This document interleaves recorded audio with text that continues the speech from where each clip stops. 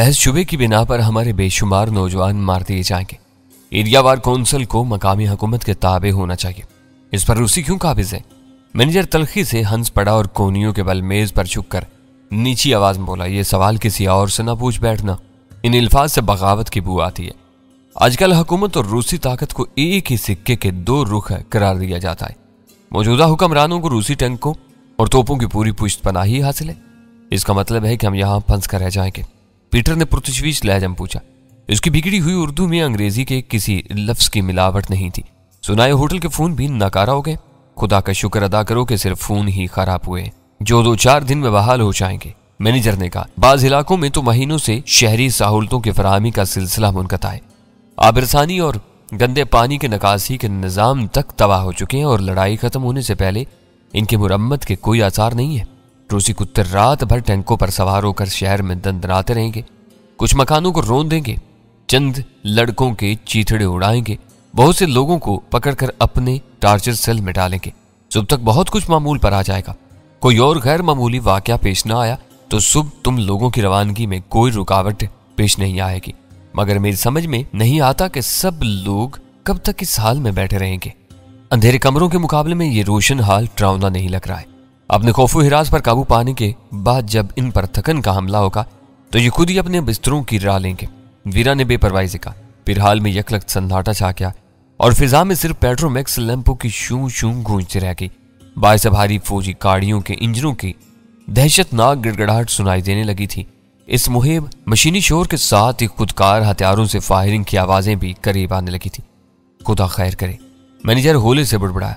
उसकी आंखों से गहरी तशवीश झलकने लगी थी। मालूम होता है कि रूसी भेड़िए अपने शिकार पर निकल पड़े हैं। वो इसी तरह भारी हवाई फायरिंग करके दहशत फैलाते हुए आते हैं। रफ्ता रफ्ता गजबनाक इंजनों के गुर्राटें और टनों वजनी आयने पट्टों की झंझनाहटें इस कदर करीब आ गईं कि उनकी गूंज से हाल का फर्श लरजने लगा। सब मुतजस्सिस और खौफज़दा निगाहें उन खिड़कियों की तरफ उठ गईं जिनसे तारीक सड़क का मंजर साफ नजर आ रहा था। इस वक्त तक सड़क तारीक और वीरान पड़ी हुई थी। ज्यादा देर नहीं गुजरी थी कि तारीकी में रोशनी की चादर दूर तक फैल गई। फिर तारीकी में एक तारीक तर टैंक नमूदार हुआ। टैंक के किसी हिस्से से तेज रोशनी खारिज हो रही थी। होटल की रोशन खिड़कियों को देखकर किसी फौजी ने फिजा में गोलियों की बाढ़ मारी। टैंक अपनी आहिनी जंजीर से सड़क को उधेड़ता और उछलता हुआ आगे बढ़ता चला गया। उसके पीछे कई वजनी बख्तरबंद गाड़ियां थी। उनकी तमाम रोशनियां गुल थी। वो सब गाड़ियां बस टैंक के पीछे चली जा रही थी। बख्तरबंद गाड़ियों के पीछे 2 बड़े फौजी ट्रक थे और आखिर में एक जीप चली आ रही थी। अचानक ही वो कारवां रुक गया। इस वक्त आखिरी जीप होटल के सामने थी। जीप और ट्रकों से मुतअद्दिद देवहैकल फौजी नीचे कूदे और फिजा उनकी धुआंधार फायरिंग से लर्ज उठी। वो सब गोलियां बरसाते हुए होटल की तरफ बढ़ते चले आ रहे थे। लोग सांस रोककर आने वाली बदकिस्मती का इंतजार करने लगे। फायरिंग थम गई। फिजा में सिर्फ वजनी फौजी जूतों की धमक बाकी रह गई। फिर होटल के दरवाजे पर धमाका हुआ। दरवाजे को नरमी और शराफत से खोलने के बजाय गालबन लात मार कर तोड़ दिया गया था। फिर रूसी फौजी होटल में घुस आए। काल में फैली हुई रोशनी की वजह से उनको रास्ता तलाश करने में कोई दुश्वारी पेश नहीं आई। आने वाले बेशतर फौजी रूसी थे। उनमें अफसरों से आम फौजी तक शामिल थे, लेकिन 2 अफसरान वाज़ेह तौर पर अफगान नजर आ रहे थे। उन दोनों के हाथों में भरे हुए पिस्तौल मौजूद थे, जबकि दूसरे फौजी खुदकार राइफलों और हल्की मशीन गन्नों से लैस थे। दोनों अफगान फौजी अफसरों ने हाल के इब्तदाई सिरे पर रुककर लम्हा भर ड्रामाई तवक्कुफ किया। फिर दोनों ने बैक वक्त छत की तरफ एक एक फायर कर दिया। फायर करते ही उनमें से एक ने कड़क कर कोई हुक्म दिया। सब लोग पुश्तैनी गुलामों की तरह अपने हाथ सरों से बुलंद करके खड़े होते चले गए। मैनेजर के साथ सुल्तान शाह भी उनमें शामिल था। उनकी देखा देखी हम भी हाथ उठाकर खड़े हो गए। फौजियों ने तेजी के साथ अंदर दाखिल होकर मेजों के दरमियान फैलना शुरू कर दिया। उनकी चमकती हुई सफाक निगाहें बहुत बेरहमी से एक एक फर्द का जायजा ले रही थी। 3 रूसी फौजियों की एक टोली हमारी तरफ आई तो फिजा में नागवार सी बू फैल गई। उनके शलजम की तरह सफेद मगर फीके चेहरों से शिकावत बरस रही थी। उनकी गर्दनों और कानों पर जमा हुआ मैल दूर ही से नजर आ रहा था। पता नहीं वो कब से नहीं नहाए थे। शायद इसी वजह से उनकी वर्दियों और जिस्म से मुतअफ्फन सी बू आ रही थी। उन्होंने अपने सख्त और खुरदरे हाथों से हमारे जिस्मों को अच्छी तरह टटोल कर तलाशी ली।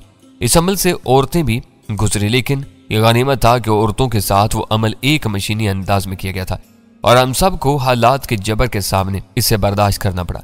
रूसियों के खतरनाक तेवरों से जाहिर हो रहा था कि जिस किसी ने जुबान खोलने की जुर्रत की वो बेरहमी से उसे घसीटते हुए अपने साथ ले जाएंगे और फिर शायद उसका कोई सुराग भी नहीं मिलता। एक रूसी ने पीटर की तलाशी लेने के बाद गुर्रा कर कुछ कहा। पीटर के खौफजदा चेहरे पर बेबसी लहरा कर रहेगी। हम सब की तरह वो भी रूसी जुबान से नावाकिफ मालूम होता था। रूसी ने डपट कर अपनी बात धुराई तो पीटर ने बेसाख्ता अंग्रेजी में हक लाना शुरू कर दिया। इस मौका पर होटल के मैनेजर ने खनकार कर अपना गला साफ किया और रुक रुक कर कोई अजनबी बोली बोलने लगा।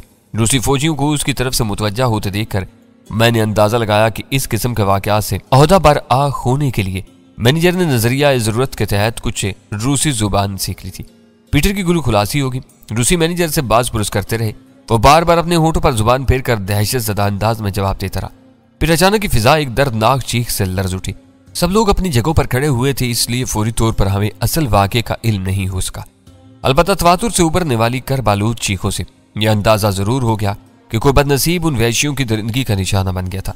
चंद ही सेकंड में वो मंजर भी हमारे सामने आ गया। होटल का एक लहूलुहान बैरा पनाह के लिए मेजों के दरमियान रास्ता पाने की नाकाम कोशिश कर रहा था और कई मुश्तंडे रूसी उसे ठोकरों से उधेड़ रहे थे। बैरे के चेहरे का दाहिना हिस्सा खून में नहाया हुआ था। शायद उसके चेहरे को किसी ठोस दस्ते से जख्मी किया गया था, जिसकी वजह से उसकी शिनाख्त तक दुश्वार हो गई थी। मैनेजर ने वो मंजर देखकर सख्ती से अपनी आंखें बंद कर ली। हमारे करीब खड़े हुए रूसी फौजियों की आंखों में वैश्याना मुसर्रत नाचने लगी और वह हमें भूल कर उसी बदनसीब बहरे की तरफ खोल गए। मजबूरो मजरूब बहरा ज्यादा देर तक मुदाफत नहीं कर सका। एक रूसी उसे बालों से पकड़कर घसीटता हुआ बाहर ले जाने लगा। फौजियों की भीड़ जितनी तेजी के साथ हाल में दाखिल हुई थी, उससे कहीं ज्यादा तेजी के साथ बाहर निकल गई। मैं थके हुए अंदाज में अपनी कुर्सी पर गिर गया। दूसरों ने भी मेरी तकलीद की, लेकिन हाल में बतेरे लोग इसी अंदाज में हाथ उठाए खड़े रहे। रूसियों के चले जाने के बावजूद वो उनके खौफ के तिलिस्म से नहीं निकल सके थे। मैं उस लड़के की मासूमियत की कसम खा सकता हूँ। मैनेजर ने रुंधी हुई सरगोशाना आवाज में कहा, वो बेगुनाह पकड़ा गया है।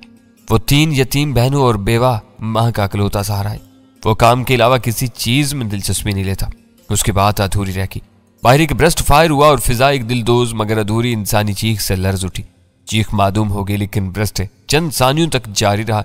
शायद किसी मुश्तिल वैशी ने अपना पूरा मैगजीन बदनसीब कैदी के खस्ता और शिकस्ता जिस्म में खाली कर दिया था। जालिमों ने उसे मार दिया। मैनेजर कर्ब के आलम में गिरा। अब सुबह तक इसकी लाश यूं ही पड़ी रहेगी।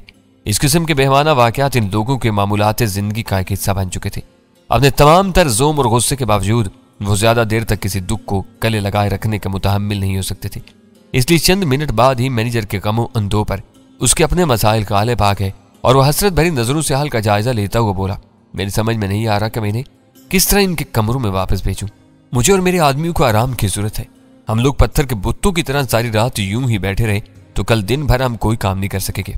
उसने बेबसी से अपना सर हथेलियों पर टिका लिया। अंधेरे कमरों के मुकाबले में ये लोग यहाँ इत्मीनान महसूस कर रहे हैं, तो इन्हें बैठा रहने दो, तुम जाकर आराम करो। वीरा ने उसे मशवरा दिया। कमरे की तन्हाई के मुकाबले में यहाँ एक दूसरे को देख कर लोगों को ढारस रहेगी। मैंने बता चुका हूं कि मैंने हर कमरे में मोमबत्तियों की वाफर मिकदार पहुंचा दी है, लेकिन मेरी कोई बात असर नहीं कर रही। तुम यहाँ के हालात से वाकिफ नहीं हो, इसलिए ऐसा मशवरा दे रही हो। जब तक इस हाल में अंधेरा नहीं होगा, इधर से गुजरने वाला हर फौजी दस्ता यहाँ आता रहेगा और हर बार 1-2 आदमी अताब में आते रहेंगे। वो मुस्तरबाना लहजे में बोला, मगर वीरा ने उसकी बात काट दी। यहाँ कोई चोर, उचक्का या दहशतगर्द नहीं है, फिर बिला वजह पकड़ धकड़ क्यों होगी? जब इंसानों के सर पर खून सवार हो जाए तो उन्हें अपने सायों पर भी शुबा होने लगता है। ये फौजी जिस इमारत में भी घुस जाते हैं, वहां से खाली हाथ कभी नहीं लौटते। वहां फरिश्ते रह रहे हों तो भी ये 1-2 को पकड़ कर ले जाते हैं और फिर वो कभी नजर नहीं आते। मेरा यहाँ रहना जरूरी है क्योंकि मैं थोड़ी बहुत रूसी जुबान जानता हूँ। इन्हें अपने किसी बेहुदा सवाल का जवाब नहीं मिला तो वो मुश्तिल होकर मेरे होटल ही को तबाह और बर्बाद कर डालेंगे। उसकी मजबूरियां हकीकी और काबिल फहम थी। मैंने मुस्तफसराना निगाहों से सुल्तान शाह की तरफ देखा, लेकिन उसके पास भी मैनेजर के मसले का कोई हल नहीं था। इस मरहले पर गजाला अपनी कुर्सी छोड़कर उठ खड़ी हुई और बोली, मेरा ख्याल है कमरों की तरफ वापसी के सिलसिले में हमें पहल करनी चाहिए। हम 6 अफराद हैं, हो सकता है कि हमारी तकलीद में दूसरों में भी वापसी की तहरीक पैदा हो जाए। फिर वो मैनेजर से मुखातब होकर बोली, तुम इन्हें बताओ कि सड़क के रुख पर वाकई ये हाल इसी तरह रोशन और आबाद रहा तो हर थोड़ी देर बाद यहाँ छापा पड़ता रहेगा। जरूरी नहीं कि हर बार अमले के सितारे गर्दिश में आए। आने वाले फौजी किसी मेहमान मर्द या औरत को भी इसी तरह पकड़ कर ले जा सकते हैं। कोशिश किए लेता हूँ, मैनेजर ने नीम दिली से कहा। शायद औरतों की गिरफ्तारी का जिक्र काम कर जाए। हम चारों वहां से उठकर चल दिए। एलन और पीटर ने भी गजाला के मशवरे को कबूल कर लिया था। हाल में मौजूद लोग गर्दनें घुमा घुमा कर हमें देख रहे थे। हमारे बाहर निकलने से पहले ही मैनेजर ने बुलंद आवाज में अपनी तकरीर शुरू कर दी थी। मैनेजर के अमले को हंगामी हालात पर काबू पाने में खासी महारत हासिल थी, क्योंकि इस बार जीने बिल्कुल ही तारीख नहीं थे, बल्कि तेल वगैरह के खाली डिब्बों को मुनासिब मकामात पर ऊंधा करके उनके पैंदों पर बड़ी बड़ी मोमबत्तियां रोशन कर दी गई थी। घोर अंधेरे में वो जर्द और नाकाफी रोशनी भी बहुत गनीमत मालूम हो रही थी। हम आखिरी जीने पर थे कि पीछे किसी के तेज कदमों की आहट सुनाई थी। मैंने मुड़कर देखा तो चौंक पड़ा। वो हमारी कोस्टर का ड्राइवर रोशन खान था। उसके तेवरों से बरहमी मुतरशी हो रही थी। तेजी के साथ दरमियानी फासला तय करने के बाद वो रादारी में एलन के सामने आ गया। क्या बात है, तुम मुजरत में नजर आ रहे हो? एलन ने अपनी शिकस्ता उर्दू में मानी कर लहजे में कहा। कमरे में चलकर तुमसे बात करनी है, रोशन खान ने कहा। इन दोनों के दरमियान मजीद कोई बात नहीं हुई, लेकिन मैंने अंदाजा लगा लिया कि हालात मेरी तवक्का के मुताबिक जा रहे थे। हमारी गुफ्तगू रिकॉर्ड करने की नाकाम कोशिश करने वाले बैरे ने गालिबन रोशन खान से वही कुछ कहा था जो उसे बताया गया था। रोशन खान को यह शुबा होना यकीनी था कि वेटर के टी पार्ट से केस्ट रिकॉर्डर उन्हीं में से किसी ने उड़ाया है। शायद रोशन खान उनसे इसी मामले पर बात करने आया था। हम लोग एक ही कमरे का दरवाजा खोलकर अंदर दाखिल हो गए। वो तीनों नीम रोशन राहदारी में आगे बढ़ते चले गए। रोशन खान गुस्से में था। चाहे तुम उनमें फूट डलवाने में कामयाब हो गए हो। कमरे में बेड साइड टेबल पर रखी हुई एक मोमबत्ती रोशन करने के बाद सुल्तान शाह ने कहा, लेकिन इससे हमें कोई फायदा नहीं होगा। हमें फायदा हो या ना हो, इन्हें तो नुकसान पहुंचेगा ना। गजाला ने हंस कर कहा। इस वक्त रात के 2:30 बज रहे थे। हमने फैसला किया कि रात का बाकी हिस्सा यकजा रहकर ही बसर किया जाए ताकि हम एक दूसरे की देखभाल कर सके। औरतों को बिस्तर दे दिया गया। सुल्तान शाह फर्श पर कंबल बिछाकर दराज हो गया। वो अपनी जरूरत के लिए बराबर वाले कमरे से कंबल, तकिए और बिस्तर की चादर तक वहीं ले आया था। मेरे हिस्से में कमरे का वाहिद सोफा आया जो लंबाई में मेरे कद से छोटा होने के बावजूद आरामदेह था। मुझे कुछ इल्म नहीं कि बातें करते हुए किस वक्त मेरी आंख लगी। हाँ, इतना जरूर याद है कि तकरीबन 1-1.5 घंटे के तसलसल के बाद फायरिंग थम गई थी। बस वक्फे वक्फे से गोलियां चलने की आवाजें सुनाई दे रही थी। सुबह 10 बजे मुझे झंझोड़ कर बेदार किया गया क्योंकि 12 बजे कोस्टर को गजनी होटल से रवाना होना था। मैं हाथ मुंह धोकर तैयार हुआ तो सुल्तान शाह ने खुशखबरी सुनाई कि एलन और पीटर के चेहरों का हाल बिगड़ा हुआ था। इन दोनों के चेहरों पर शदीद जरबात के निशानात नुमाया थे, जबकि एलन के चेहरे पर एक जख्म भी मौजूद था। अपनी मिजाज पुरसी करने वालों को वो बताते फिर रहे थे कि रात के अंधेरे में वो गलत फहमी की बिना पर आपस में लड़ पड़े थे। एक दूसरे की खासी टुकाई करने के बाद नींद का खुमार दूर हुआ तो वो दोनों इस हाल को पहुंच चुके थे। शायद दूसरों ने उस बेसरोपा कहानी पर यकीन कर लिया, लेकिन हम सबको पूरा यकीन था कि पिछली रात रोशन खान उन लोगों से लड़ पड़ा होगा और उसने उन दोनों की मुरम्मत की होगी। जिस्मानी तौर पर वो उन दोनों से बहुत भारी और तवाना था। दिन के उजाले में खौफ, दहशत और तशवीश के असरात बड़ी हद तक मादूम हो चुके थे। होटल में मामूल की सरगर्मियां जारी थीं और पिछली रात के वाकयात एक भयानक ख्वाब की सूरत में याद रह गए थे। मुझे बेइख्तियार वो कहावतें याद आने लगी जिनमें सूरज को उम्मीद, जिंदगी और खुशहाली का पैगाम बरकरार दिया जाता है। रात का अंधेरा जहां लाखों जराइम और गुनाहों की पर्दापोशी करता है, वहीं डर, खौफ और दहशत के इन भयानक तखय्युलात को भी जन्म देता है जो कमजोर इंसानों की शख्सियत को बुरी तरह तबाह करके मसक कर देता है। और जब रात का अंधेरा उजाले की बाहों में सिसक सिसक कर दम तोड़ने लगता है तो बढ़ते हुए उजाले के साथ रात के लर्जा खेज तसव्वुरात खुद ब खुद मादूम होने लगते हैं और कमजोर तरीन इंसानों में भी हालात से लड़ मरने और जिंदा रहने का कुछ न कुछ हौसला पैदा हो जाता है। हमारे पास कोई साजो सामान नहीं था। हम आखिरी बार अपने कमरे का नकदाना जायजा लेकर बाहर निकल आए। इस वक्त कोस्टर के तकरीबन सारे ही मुसाफिर हाल में मौजूद थे। इन्हीं के दरमियान एलन और पीटर भी नजर आ रहे थे। इन दोनों के चेहरों पर मजाक खेज वर्म और नील के निशानात नुमाया थे। एलन के बाएं रुखसार की हड्डी पर जख्म नजर आ रहा था जिस पर खून जमा हुआ था। मैंने दूर ही से उनकी तरफ हाथ लहराया तो एलन के मुतर्रम होठ अजीब अंदाज में फैल के, चाहे उसकी बदली हुई जवाबी मुस्कुराहट का नया अंदाज था। मैं शर्त लगाता हूं कि इस मारधाड़ में रोशन खान भी टूट फूट का शिकार हुआ होगा। नाश्ता आ जाने के बाद मैंने वीरा से कहा, मुझे अफसोस है कि हमें वो तमाशा देखने का मौका नहीं मिल सका। तुम हर बात इतने वसूख से कह देती हो जैसे तुम्हारे पास कोई तिलिस्मी आंख है जो वक्त और माहौल के दबीज पर्दों के इस पार भी देख सकती है। वीरा ने मेरे पूरे एतमाद लहजे से चिढ़कर कहा, रोशन खान लंबा चौड़ा और इन दोनों से कहीं ज्यादा ताकतवर है। हो सकता है कि इसे हाथ भी ना लगा पाए हो। देखती जाओ। मैंने उसे सुलगाने वाली मुस्कुराहट के साथ कहा, तुम भूल रही हो कि मेरे पास सिल्वर आई है जो किसी तिलिस्मी आंख से कम नहीं है। रोशन खान यहाँ नजर नहीं आ रहा लेकिन कोस्टर में मौजूद होगा। तुम देख लेना कि मेरा अंदाजा 100% दुरुस्त साबित होगा। मुझे हैरत है कि बाज़ औक़ात तुम मेरी जिद में आकर सामने की बातों को मानने से इनकार कर देती हो। मुझे तुम्हारी क्या सराहियों से कोई दिलचस्पी नहीं है। वो बुरा सा मुंह बनाकर बोली, और अब तुम इकरार कर रहे हो कि सिल्वर आई तुम्हारे पास है। जब मैंने इसकी वापसी का मुतालबा किया था तो तुमने साफ इनकार कर दिया था, बल्कि मुकर गए थे। इस वक्त की बात और थी। मैंने हंस कर कहा, तो मेरी दोस्त होने के बजाय जिमी लाइट की नुमाइंदगी कर रही थी, फिर भी मैंने 2 में से 1 सिल्वर आई तुम्हें लौटा दी थी। मेरे हिसाब से तुम इस वक्त 2 सिल्वर आईज पर काबिज हो, जबकि मेरे पास सिर्फ 1 है जो मैंने किसी आड़े वक्त के लिए रखी हुई है। वो वक्त गए जब खलील खान फाख्ता उड़ाया करते थे। वीरा ने उर्दू के एक मुस्तनद मुहावरे पर बरजस्ता तसर्रुफ करके मुझे हैरान कर दिया। अब तुम सिल्वर आई इस्तेमाल करके आईमैन का रूप नहीं धार सकते। तुम्हारी ये हरकतें इसी वक्त कामयाब थीं जब तुम गुमनाम थे। अब शी में तुम शैतान की तरह मशहूर हो चुके हो। कामयाबी और नाकामी का दारोमदार हालात पर है। जब तक सिल्वर आई मेरे कब्जे में है, मैं आई मैन बनने की कोशिश जरूर कर सकता हूँ। तुम मेरा यह हक नहीं छीन सकती। मैंने बेपरवाही से कहा। बार बार सिल्वर आई का जिक्र करके मेरा खून न चलाओ। वीरा बिगड़ कर बोले। चिंगारवैली के सरदार सिबगतुल्ला ने बहुत सोच समझकर तुमको अजीम उस शान झूठे का खिताब दिया था। अगर मैंने इस वक्त तुम्हारे झूठ पर यकीन न किया होता तो आज तुमको बातें बनाने का मौका नहीं मिल सकता था। छोड़ो, आप पुरानी बातें याद करके अपना खून न चलाओ। मैंने उसके छाने पर हाथ मार कर कहा। सांप गुजर जाने के बाद लकीर को पीटने से कुछ हासिल नहीं होता, अपने ही बाजू चल होने लगते हैं। नाश्ते से फारिग होने के बाद मैं किसी से कुछ कहे बगैर अपनी जगह छोड़कर उस मेज की तरफ चल दिया जिस पर एलन और पीटर बैठे हुए थे। वो दोनों हम लोगों से गाफिल नहीं थे, इसलिए वो मेरे पहुंचने से पहले ही मेरे इस्तकबाल के लिए तैयार हो गए। मैं वहां पहुंचते ही एक खाली कुर्सी लेकर पीटर के बराबर बैठ गया और मुतासफाना अंदाज में उसके चेहरे का जायजा लेने लगा। उसका दाहिना जबड़ा काफी वर्मज़दा था। दाहिनी आंख का निचला हिस्सा भी सूजकर नीला हो रहा था। सूजन की वजह से उसकी दाहिनी आंख तकरीबन बंद होकर रह गई थी। मैंने हमदर्दाना लहजे में कहा, मुझे तुम्हारी काबिल रहम हालत देखकर इस मरदूद पर सख्त गुस्सा आ रहा है। तुम किस मरदूद की बात कर रहे हो? मेरी बात सुनते ही वो भड़क उठा।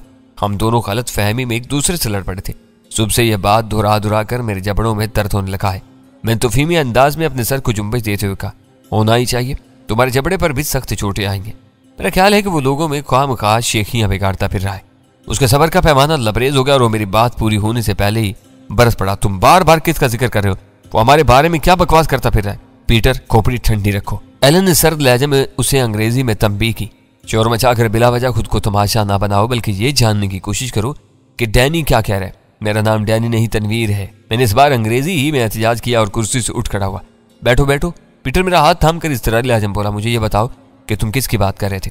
रोशन खान कहता फिर रहा है कि उसने तुम दोनों की टुकाई की है। मैंने सादगी से कह डाला, वो पक्का बास्टर्ड है। एलन दांत पीस कर गुरा, ये दुरुस्त है कि उसके और हमारे दरमियान गलतफहमी पैदा हो गई थी, लेकिन हमने उसे इस बात की तशहीर से मना किया था। मालूम होता है कि हर्जा सराय के शौक में वो अपनी जुबान पर काबू नहीं रख सका। इस कुतिया के पिल्ले ने तुमसे और क्या कहा है? पीटर ने गुस्से से मुठियां भींच कर पूछा। उसने मुझसे तो कुछ भी नहीं कहा। मैंने उनसे एतराफ कराते ही फुर्ती से बात बदलती। मैं सुनी सुनाई बात दोहरा रहा था। दो बैरे तुम्हारे और रोशन खान के झगड़ों की बातें कर रहे थे, वो मेरे कान में पड़ गई थी। पीटर का चेहरा सुर्ख हो गया। वो गुस्से से कांपती आवाज में बोला, मैं रोशन खान को बताऊंगा कि तुम उस पर वादा खिलाफी का इल्जाम लगाते फिर रहे हो। वो खुद ही तुमसे निमट लेगा। वो बहुत वसील और ताकतवर आदमी है। तुम्हारी हड्डियां तोड़कर रख देगा। उसके गुस्से और ताकत का अंदाजा तो तुम्हारी बिगड़ी हुई सूरतों से हो रहा है। मैंने इस्तिज़ाई अंदाज में कहा, लेकिन तुम उसे मेरे खिलाफ भड़काने में कामयाब नहीं हो सकोगे। मैं उसे कह दूंगा कि केस रिकॉर्डर पर होने वाले झगड़े के बारे में तुमने खुद ही मुझे बताया था और अब रोशन खान से बदला लेने के लिए उसे हम लोगों से लड़वाना चाहते हो। मेरी जुबान से केस रिकॉर्डर का नाम सुनते ही वो यूं उछल पड़ा जैसे उन्हें कोई बरकी झटका लगाओ। फिर एलन ने मेरी तरफ झुक कर खुशामदाना लहजा में पूछा, सच से बताओ कि तुम्हें केस रिकॉर्डर के बारे में किसने बताया? बेसूद है, मैंने मुंह बनाकर कहा। अगर मैं कहूं कि मैंने यह बात भी उन बैरों से सुनी थी तो तुम एतबार नहीं करोगे। केस रिकॉर्डर का मामला बहुत खुफिया था, वो बोला। इसका हवाला देकर तुमने साबित कर दिया कि तुम झूठ नहीं बोल रहे हो। रोशन खान ने यकीनन हमसे बदअहदी की है। क्या तुम इन बैरों को शिनाख्त कर सकते हो जिस बारे में बातें कर रहे थे? मुश्किल होगा लेकिन नामुमकिन नहीं है, मैंने संजीदगी से कहा। तुम मैंने पहचान भी लो तो क्या करोगे? वो सोच में पड़ गया और कदरे तवक्कुफ के बाद बोला, तुम ठीक कह रहे हो। क्या तुम्हें इस केस रिकॉर्डर की नौयत के बारे में कोई बात मालूम हुई थी? मैंने सख्ती से इनकार में सर हिला दिया। मेरा अंदाजा था कि रोशन का कोई कीमती केस रिकॉर्डर चोरी हो गया जिसके बारे में वो तुम दोनों पर शुबा कर रहे। जंग से उताए हुए अफगान गाने सुनने के बहुत शौकीन होते हैं। मेरी तरफ से लाइल्मी के इजहार पर उन दोनों के चेहरों से इत्मीनान झलकने लगा। फिर एलन बोला, रात को मार कुटाई के बाद हमने उसे अपने थैलों की तलाशी तक दे डाली थी और हमारे दरमियान समझौता हो गया था कि बाहमी इख्तलाफ की कहानी जुबान पर नहीं लाएंगे, मगर ये अफगान बिल्कुल नाकाबिले एतबार होते। देख लो कि उसने बात फैला ही दी। अब तुम इस बात का चर्चा न करना। हमारे दरमियान दोबारा कोई बदमज़गी पैदा हुई तो वो तुरखम के बजाय चिगासराय की तरफ चल देगा और हमें भारी माली नुकसान उठाना पड़ेगा। मुसाफिर भी अपने वक्त की बर्बादी पर हंगामा खड़ा कर देंगे। तुम फिक्र नहीं करो, मैंने दोस्ताना लहजे में कहा। हमें भी सरहद पार पहुंचने की उजलत है। मैं अपनी जुबान बंद रखूंगा, लेकिन तुम ये तो बताओ कि इस केस रिकॉर्डर में क्या खास बात थी कि उसके लिए रोशन खान लड़ने मरने पर आमादा हो गया था। रात को रोशन खान के आने तक हमें इस किस्से के बारे में कुछ मालूम नहीं था। चंद सानियों तक सोचने के बाद एलन बताने लगा, बात रिकॉर्डर की नहीं, उस केस की थी जो उसमें मौजूद था। रोशन खान का दावा था कि इस केस में अहम मालूमात थी जो हमारे लिए बेशकीमत साबित हो सकती थी। वो भारी मुआवजा लेकर वो केस हमें फरोख्त करना चाहता था। फिर वो केस्ट अपने रिकॉर्डर समेत गायब हो गया। किसी वजह से रोशन खान को वहम हो गया कि हमने मौका पाकर वो केस चुरा लिया है और वो हमसे लड़ने के लिए आ पहुंचा। वो अपने मफरूजा नुकसान पर आतिश जेर पा हो रहा था। हमने भी उसकी खासी दुर्गत बनाई थी। उसने पूरी कथा बताते हुए यह बात बहुत खूबसूरती से छुपा ली थी कि उस केस में हम लोगों की आवाजें महफूज की गई थी। मैंने भी उस बारे में किसी तजस्सुस का मुजाहरा नहीं किया। मेरा मकसद सिर्फ इतना था कि उनसे झगड़े के हक़ाइक़ का एतराफ़ करवा लूं और मैं अपनी उस कोशिश में पूरी तरह कामयाब रहा था। मैं अपनी मेज पर लौट आया।